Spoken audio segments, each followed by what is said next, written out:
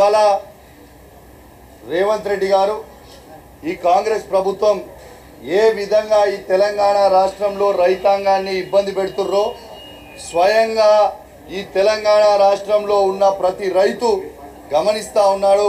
ఇలా ఏ విధంగా ఇబ్బంది పెడతా ఉన్నారో చూస్తూ ఉన్నారు. ఇలా నేను ఒకటే అడుగుతా ఉన్నాను రేవంత్ రెడ్డి గారిని, నిన్న మీరు న్యూస్లో చూసుంటారు, ఓ చిన్న పిల్లగాడు ట్యాంకర్లతోని మా పొలం ఎండిపోతా ఉంది, మేము నీళ్లు కొడతా ఉన్నాము, చూడండి మేము కాంగ్రెస్ పార్టీకి ఓటేయమని చెప్పి నా తల్లిదండ్రులకి నేనే చెప్పిన.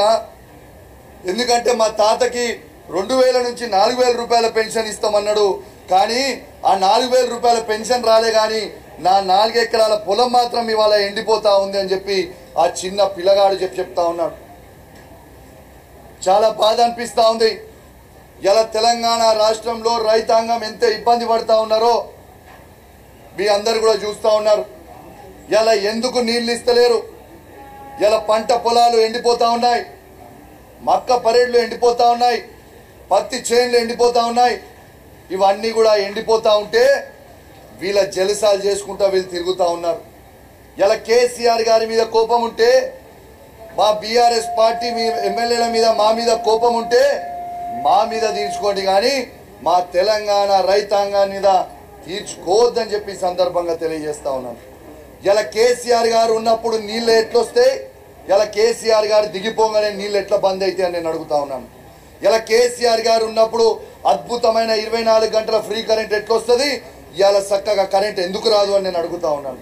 కేసీఆర్ గారు ఉన్నప్పుడు రైతు బంధు టైంకి ఎట్లా పడుతుంది, ఇవాళ రైతు బంధు టైంకి ఎట్టబడదని నేను అడుగుతా ఉన్నాను.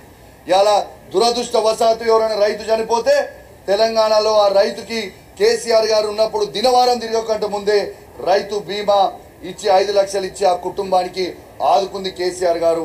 ఆనాడు కేసీఆర్ గారు ఉన్నప్పుడు ఎట్లా వస్తాయి, ఇవాళ ఎట్లా రావు అని చెప్పి నేను అడుగుతా ఉన్నాను. ఇలా తెలంగాణ రైతులందరూ కూడా గమనిస్తూ ఉన్నారు.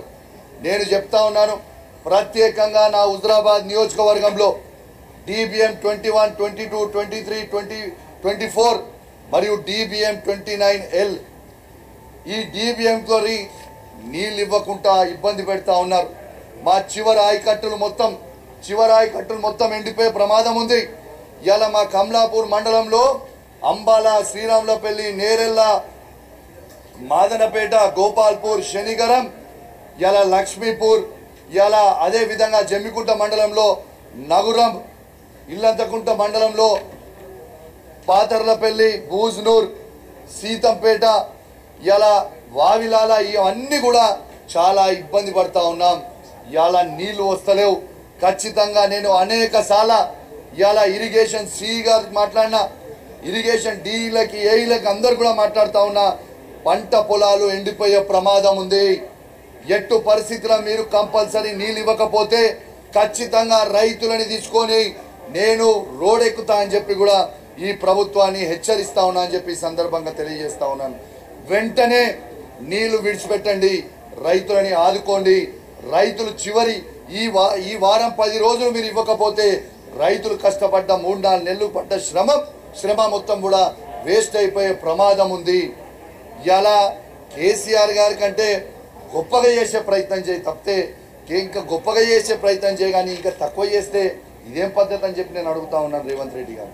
ఇలా ఈ 15 నెలల స్కాంగ్రెస్ పాలన ఎట్లుందంటే, ఇవాళ 15 స్కాములు. ఇవాళ సన్న బియ్యం స్కామ్, బుడద స్కామ్, ఇసుక స్కామ్, BRU ట్యాక్స్ స్కామ్,